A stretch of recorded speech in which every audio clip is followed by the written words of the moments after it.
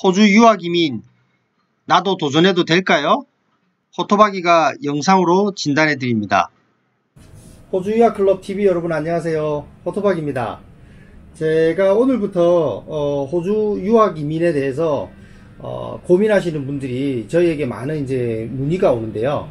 저희가 가지고 있는 이 문의 창구들을 통해서 문의 오시는 분들의 케이스를 가지고 준비하시는 분들이 만약에 나와 전공이 유사하거나 나와 조건이 유사하신 분의 케이스라고 하면 한국에서 준비하시는 분들이 그 얘기를 들어보면 상당히 도움이 될 것 같아요. 오늘 제가 소개해 드릴 분은 지금 그분이 저희 직접 시드니 센터를 방문하셨어요. 방문하시고 상담을 하면 보통 저희가 이렇게 상담 카드라는 거를 작성을 하는데 뭐 제가 이걸 다 오픈할 수는 없는데 일단 그냥 JSC라고 할게요. 제가 이니셜을 조금 변형해서 JSC라고 하는 이제 여자분이고요. 현재 이미 호주에서 시드니에서 간호학을 공부하고 계세요. 그리고 92년생이시니까 뭐 이제 만으로 27세니까 나이도 점수 이민표에서는 최고점을 받는 30점을 받을 수가 있죠. 한국에서 4년 과정의 정규 학사 학위를 가지고 있으시고요. 전공은 통계학을 하셨네요. 그리고 대학교 2학년 때 워킹 홀리데이로 휴학을 하고 호주에 와서 한 1년 정도 보내고 가셨는데 그게 이제 계기가 돼서 호주 유학 구민 이렇게 이제 도전을 하게 됐다고 합니다. 그래서 지난주에 저랑 이제 예약을 하고 오늘 이제 점심때 오셨었는데요. 지금 이분은 현재 시드니 소재 간호대학에서 지금 이미 간호학을 하고 계세요. 하고 계시고 지금 한 학기 올 초부터 시작하셨으니까 한 학기 지금 하신 상태고요. 한 학기 성적도 괜찮으세요. 그리고 공식적인 영어 점수는 없어서 그 간호대학의 부설영어센터에서 6주 EAP 과정을 하고요. 본과정으로 바로 넘어가셨어요. 물론 과거에 이제 아까 말씀드린 그 워킹 할리데이 때 호주에 오셔서 정규 영어센터에서 6개월 과정 공부하신 또 그게 있으셔서 영어 실력은 꽤 되시는 분이세요. 그러니까 대학 부설에서 6주 만에 본과정으로 이렇게 넘어오게 된 거고요. 근데 이분의 이제 고민은 이겁니다. 본인이 지금 페이스대로 간호를 계속 공부하면 내년 말, 내후년 말 이제 3년 학사 과정으로 들어가셨으니까요. 내년 말, 내후년 말, 즉 2021년 말이면 간호대학을 졸업을 하죠. 네. 그럼 간호대학을 졸업하면 이제 뭐 여러분들 이렇게 알고 계시듯이 점수제 이민을 할 거 아니에요. 근데 여기서 이제 문제가 자기가 계산해보니 인비테이션 받을 수 있는 점수가 안 나오더라는 거예요. 자, 여러분들 그 기술 이민 점수표는 잘 아시죠? 예, 제가 뭐 영상 아래쪽에 링크를 하나 걸어 놓을게요. 혹시 그 점수표가 필요하신 분은 그 링크를 한번 보세요. 그래서 그 점수표를 가지고 얘기를 하면 이분은 간호대학 3년을 졸업하셔도 만 33세가 안 되세요. 그러니까 다행히 나이는 30점 만점을 받죠. 그리고 IELTS 7.0 지금 현재 손에 쥐고 있지는 않지만 뭐 6.5 이상 수준은 되니까 간호대학에 입학이 됐던 것이고, 그죠? 나중에 좀 준비해서 7점 받는 거는 무리는 없을 거고요. 8점이 된다고 이제 희망을 갖기에는 또 리스크가 올라갔잖아요. 그래서 일단 10점만 잡고요. 그리고 이제 학사 학위를 졸업하고 그리고 호주에서 2년 학업하면 시드니에서 공부했으니까 지역 점수가 없죠. 그래서 총 이분이 받을 수 있는 점수는 60점입니다. 졸업과 동시에 기술심사 통과하고 이치 7.0을 받는다는 가정하에요. 근데 여러분들 잘 아시죠? 60점이면 인비테이션 못 받잖아요. 이제 이게 문제인 겁니다. 이분도 한국에서 그러면 왜 시드니에 있는 시드니 소재의 간호대학을 갔냐? 그 당시에는 그렇게까지는 생각 못했죠. 간호 과정을 공부하면 호주 간호사가 되면 영주권은 된다더라. 될 수 있죠. 될 수 있지만 무조건적으로 된다는 건 아니죠. 거기에는 다양한 어떤 조건들이 있잖아요. 근데 이제 그것까지는 세부적으로 따지지 못하고 워킹 홀리데이 때 시드니에 있었으니까 시드니가 좀 더 편안하게 적응을 할 수가 있고 또 워킹 홀리데이 때 일했던 또 곳도 알바했던 곳도 있으니까 그래서 이제 시드니를 선택해서 오셨던 거예요. 그러나 이제 이렇게 세부적으로 하나하나 따지지 못하시고 시드니 쪽 학교를 선택하셨는데, 자, 그래서 이분의 이제 상담 내용은 이겁니다.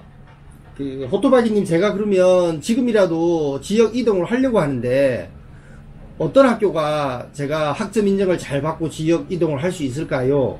라는 게 이제 질문의 핵심 요지예요. 그러니까 올 연말까지 간호대학을 공부하고 내년 초에 옮겨가시면 이분은 1년 간호 공부를 하고 이제 지방지역 학업점수 5점을 받을 수 있는 곳으로 옮겨가잖아요. 그러면 이제 1년 했던 곳을 면제를 받고 2학년부터 시작하면 되잖아요. 근데 A대학과 B대학이 커리큘럼이 100% 일치시켜 놓은 건 아니기 때문에 이게 여기서 공부했던 걸 100% 그대로 다 인정받고 이쪽으로 가지 못할 수는 있어요. 한두 과목 정도 이렇게 더 해야 될 수도 있어요.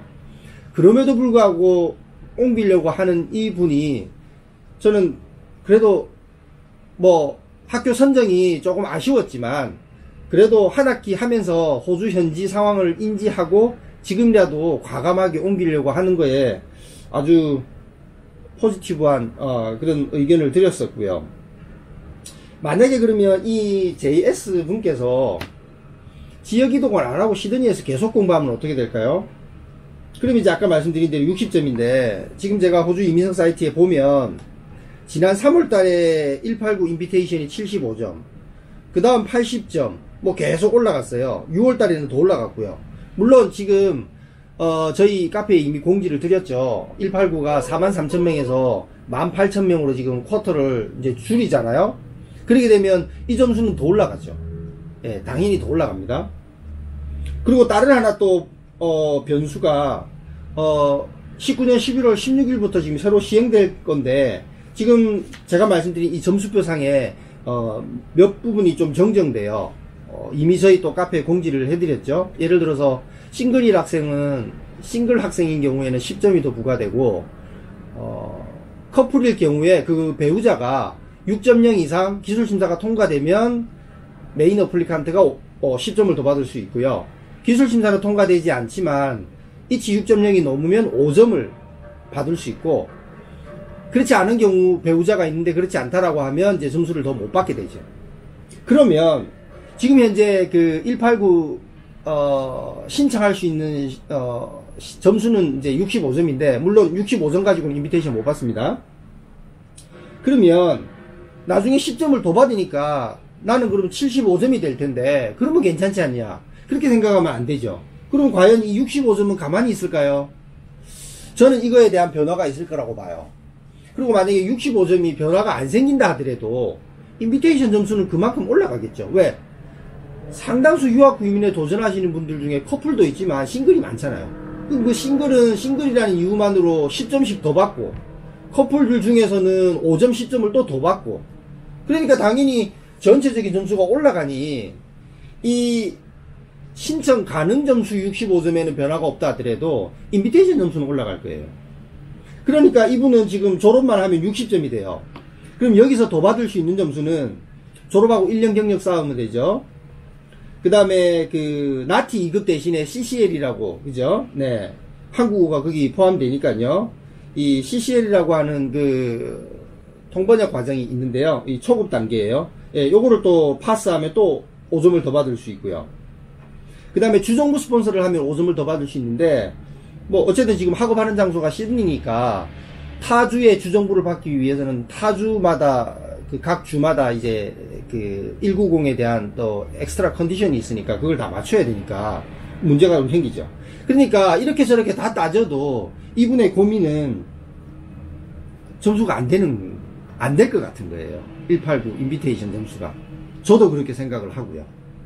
그러면 결국은 옮겨야 되는 게 이분한테는 더 맞을 수도 있는데, 그래서 옮기면 이제 어디로 옮기느냐, 뭐 일단 이분이 공식적인 영어 점수를 가지고 있지 않잖아요. 그래서 뭐 현재 지금 190 세부 조건을 다 살펴보면 현재로서는 캔버라 190이 상당히 유리합니다. 왜냐면 캔버라 주정부의 190은 캔버라에서 학업한 사람만 전적으로 뽑겠다라는 그런 의지가 그대로 나타나거든요. 그래서 캔버라로 가서 학업을 하면 어쨌든 이분 같은 경우는 캔버라 190에는 좀 유리할 것 같고요. 그러나 여기서 이제 문제가 되는 것은 신청 가능 65점에도 지금 부합하지 않을 수 있기 때문에 캔버라에서 학업을 한다 그러면 졸업과 동시에 190을 신청하기는 어려워요. 65점 이상 돼야 190을 할 수가 있으니까요. 그리고 이 마지노선이 65점도 올라갈 수 있으니까요. 그러나 만약에 이제 뭐 졸업하고 1년 경력을 쌓거나 하면 추가 점수가 더 생기니까, 그리고 주정부 후원 5점을 더 받으면 75점까지 되니까, 그죠? 그리고 이분이 싱글이니까 또 점수를 더 받을 수 있잖아요. 그러면 이제 캔버라 190 189로 인비테이션 받기는 어려워도 캔버라 190은 신청 가능할 수가 있게 되겠죠. 그러면 캔버라에서 학업했기 때문에 학업기간 점수, 거주기간 점수, 학위 점수 이런 것들이 다 들어가니까 지금 제가 말씀드리는 거는 캔버라만의 독특한 점수표가 따로 있어요. 네, 그 점수표로 현재로서는 뭐 65점이면 인비테이션을 받고 있거든요. 근데 이분은 그 점수표대로 계산하면 90점 이상이 나와요. 그러니까 이제 절대적으로 유리하겠죠. 그러나 캔버라는 지방지역 학업점수 5점은 안 되는 곳이에요. 두 번째가 제가 추천드린 게 그 에디스 코엔 대학, 웨스턴 오스트레일리아에 있는 에디스 코엔 대학의 범버리 캠퍼스에서 공부를 하면 지역점수 5점이 생깁니다. 거기는 입학이 6.5 각밴드. 그 다음에 투움바에 있는 USQ에서 공부하면 지역점수 5점이 생깁니다. 거기도 각밴드 6.5. 그 다음에 뉴잉글랜드 대학이라고 뉴사우스 웨일즈 주 내에 있는데 지역점수 5점이 돼요. 여기는 평균 6.5 그리고 과락이 6.0 이상. 네, 이렇게 돼 있어요. 그래서 제가 이제 오늘 그분한테 내렸던 그 결론은, 제가 그분한테 드렸던 솔루션은 8월 첫째 주 안으로 PT, 그분은 IELTS도 한 번도 본 적 없다 그러시니까요. 뭐 PT도 생소하고 IELTS도 생소하니까 아예 처음부터 PT로 포커스를 두고 PT 시험을 8월 첫째 주에 한번 보시라. 그래서 이제 그 점수가 나오는 거 봐서 뭐 첫 번째 시험에서 만족할 만한 점수는 안 나올 수 있어요. 근데 그 점수가 이제 나오면 내가 조금 더 다듬으면 이치 7에 해당하는 점수는 뭐 조만간 받을 수 있겠다 라고 하면 8월 첫째 주에 캔버라 대학의 간호학과로 편입 지원을 하고요. 근데 만약에 당장 뭐 한두 달 안에 도저히 이치 7이 나오기는 어렵겠다 라고 하면 에디스 코엔 범버리 캠퍼스나 USQ 투움바 캠퍼스, 그리고 뉴 잉글랜드 대학의 아미데일에 있는 간호학과로 이제 편입하는 방법이 있겠죠. 설상가상으로 IELTS 혹은 PT 시험을 쳤는데 뭐 정말 터무니없는 점수가 나왔다 라고 하면 지금 당장 옮기는 게 능사가 아니라 나중에 졸업 당시에 이치 7이 문제가 될 수도 있으니까, 그럴 경우에는 당장 옮기기보다는 우선적으로 RN 등록을 위해서도 반드시 7.0은 필요하니까요. 일단 시드니에 계시면서 더 영어에 좀 치중하시라, 이렇게 지금 이제 솔루션을 드렸어요. 물론 지금 제가 말씀드린 거는 전부 점수제 이민을 가지고 말씀드렸어요. 취업 이민이라는 카테고리가 또 있기 때문에 특히 간호학은 취업 이민도 가능할 수는 있거든요. 그런데 취업 이민은 어쨌든 나 아닌 스폰서가 있어야 되잖아요. 그리고 이 간호학은 상대가 뭐 10명, 20명 일하는 이런 작은 병원일 경우보다는 대부분 좀 규모가 있는 병원이에요. 그러니까 처음 고용할 때부터 대부분은 영주권자를 요구하는 경우가 많아요. 그렇기 때문에 학사, 석사 이상 전문직 종 중에서는 그나마 간호학이 취업 이민이 종종 생기긴 해요. 저희 케이스들을 봐도요. 그렇다 하더라도 내가 내 조건, 내 점수 따져가지고 가는 점수제 이민이 어쨌든 변수는 적으니까요.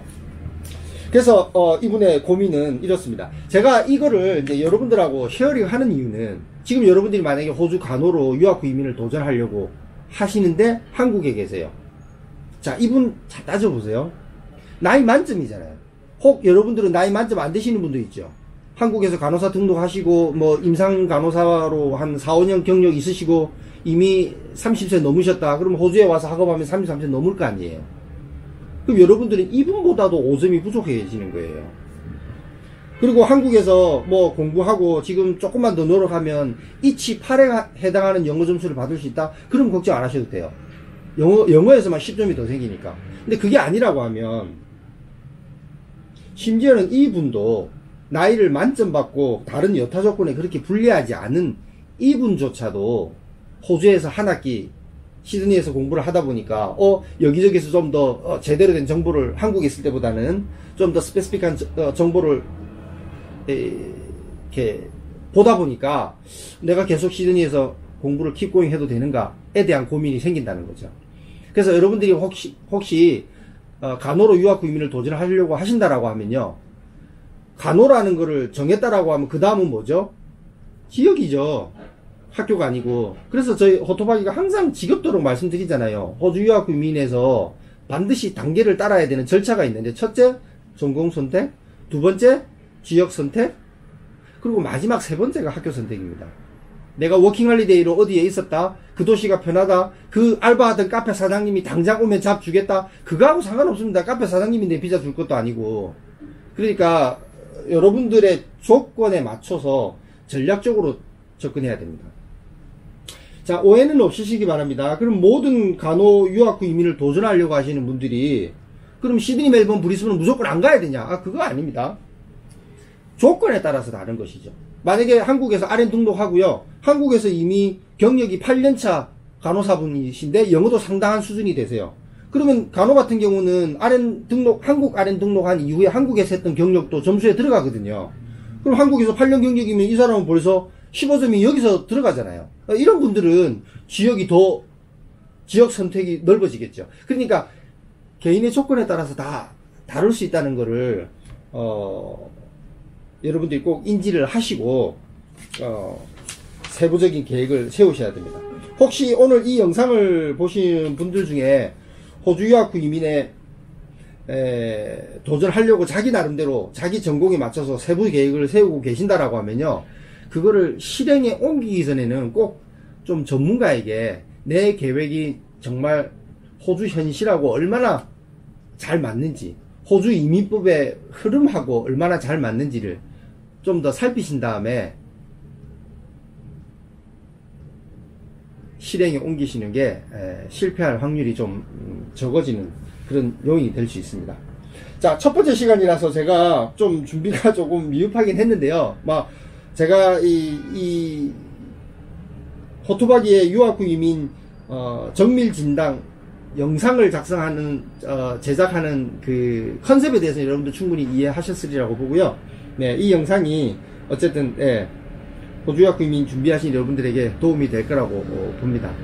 그리고 다음에 또 궁금한 내용 있으시면요, 항상 그 댓글에 좀 남겨주시고요. 그리고 제가 그 댓글이랑 제가 직접 학생들 분께 상담해드렸던 내용이랑 이렇게 좀 매치시켜서 이 부분은 다시 또 영상으로 찍어서 많은 분들이 함께 공감할 수 있는 그런 시간을 만들면 좋겠다라고 하는 것들은 가능하면 제가 일주일에 하나씩은 영상을 상담 영상을 만들어 보도록 할게요.